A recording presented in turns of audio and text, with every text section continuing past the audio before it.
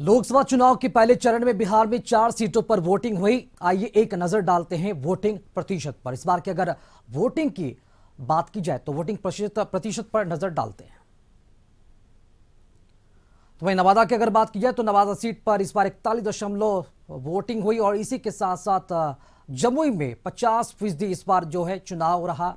मतदान की जो वोटिंग प्रतिशत है 50% रहा। अगर बात की जाए औरंगाबाद की तो यहाँ भी 50% रही और पिछले बार की तुलना में यहाँ पर जो वोटिंग परसेंटेज वो भी काफी कम रही। 2019 में 53 तो 2014 में 51% जो वोटिंग हुई है। और इसी के साथ अगर बात की जाए गया की तो गया में इस बार 52% जो वोटिंग परसेंटेज है वो सामने आया है।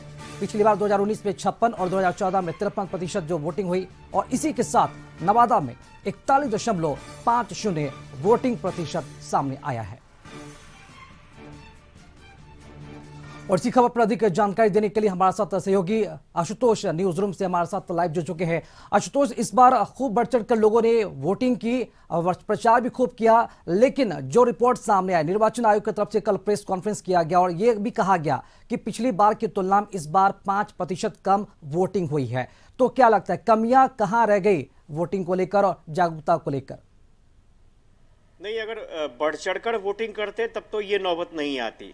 कहीं ना कहीं कुछ ना कुछ कमी रह गई जिसके कारण 5% मतदान कम हुए हैं और ये अपने आप में बहुत ही चौंकाने वाली रिपोर्ट सामने आई है और तथ्य सामने आए हैं। स्वाभाविक तौर पर जो राजनीतिक विश्लेषक हैं, विशेषज्ञ हैं, चुनाव आयोग की टीम है, वो विश्लेषण कर रही है कि आखिर क्यों इतनी बड़ी कमी हो गई और किसी को उम्मीद नहीं थी इस बात की। हालांकि जब हमने बिहार के सीईओ से जानने की कोशिश की कि क्या वाकई वजह कुछ खास थी, कुछ अलग थी, तो उन्होंने साफ तौर पर ये कहा कि गर्मी की वजह से, हीट वेव की वजह से लोग अपने घरों से बाहर नहीं निकल पाए। लेकिन कुछ ऐसी ही परिस्थिति पिछले चुनाव में 2019 के भी चुनाव में रही होगी क्योंकि समय वही था। लेकिन इतना ज़रूर है कि जो वोटिंग परसेंटेज के जो परिणाम आए हैं वो बिल्कुल चौंकाने वाले हैं और सभी सोच रहे हैं, सभी मंथन कर रहे हैं। आपने भले ही दावे सुने होंगे कि सभी दलों के जो नेता थे उन्होंने अपनी अपनी जीत का दावा किया है, लेकिन वोटिंग परसेंटेज जो कम हुआ है वो किसे नुकसान पहुंचा रहा है, किसे फ़ायदा पहुंचा रहा है, फिलहाल विश्लेषण का विषय है। लेकिन इतना ज़रूर है कि नेताओं में जो उत्साह पहले दिख रहा था, जो मतदान चल रहा था उस वक्त जो उत्साह दिख रहा था वो अपने आप में कह सकते हैं कि शाम होते होते थोड़ा कम होने लगा। लेकिन आज भी विश्लेषण का दौर जारी रहेगा, नफ़ा नुकसान का आकलन होगा और देखना दिलचस्प होगा कि किसको ये वोटिंग परसेंट अगर कम हुआ है तो किसको फ़ायदा होता नज़र आ रहा है। जी चलिए, शुक्रिया आशुतोष, आप हमारे साथ बने रहे। अगली खबर पर भी आपसे अपडेट लेंगे। चलिए, बिहार में आज राहुल गांधी दम दिखाने वाले हैं। भागलपुर में राहुल गांधी जनसभा आयोजित करेंगे और कांग्रेस प्रत्याशी अजीत शर्मा के पक्ष में जनसभा है।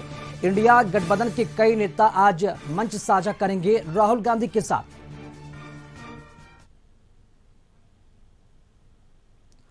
और चलिए, इसी खबर पर अधिक जानकारी देने के लिए रुक करेंगे न्यूज रूम, जहां पर सहयोगी आशुतोष हमारे साथ लाइव जुड़े हुए हैं। आशुतोष, आज राहुल गांधी बिहार आने वाले हैं, भागलपुर में आज उनकी चुनावी सभा है। राहुल गांधी के साथ साथ कौन कौन बड़े नेता मंच साझा करने वाले हैं?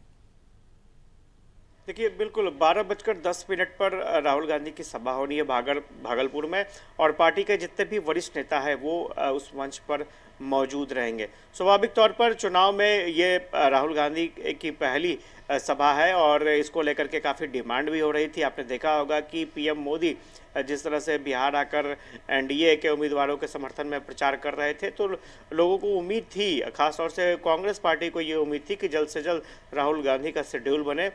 मल्लिकार्जुन खड़गे जो पार्टी के राष्ट्रीय अध्यक्ष हैं, उनका भी कल कार्यक्रम हो चुका है, सभा हो चुकी है। तो अब राहुल गांधी बिहार के चुनावी मैदान में उतर रहे हैं और इसका इंतज़ार कांग्रेसियों को था। सबसे बड़ी बात थी कि भागलपुर सीट के लिए राहुल गांधी चुनाव प्रचार करने आ रहे हैं, जबकि अगर दूसरे फेज की बात करें तो कटिहार, पूर्णिया जैसी महत्वपूर्ण सीट भी कांग्रेस गठबंधन के साथ है। पूर्णिया चूँकि आरजेडी के पास है, कटिहार कांग्रेस के पास है, तो ऐसे में लोगों को उम्मीद थी कि राहुल गांधी की सभा और दूसरी जगह भी हो सकती है, लेकिन भागलपुर में उन्होंने अपना ध्यान केंद्रित किया है, फोकस किया है।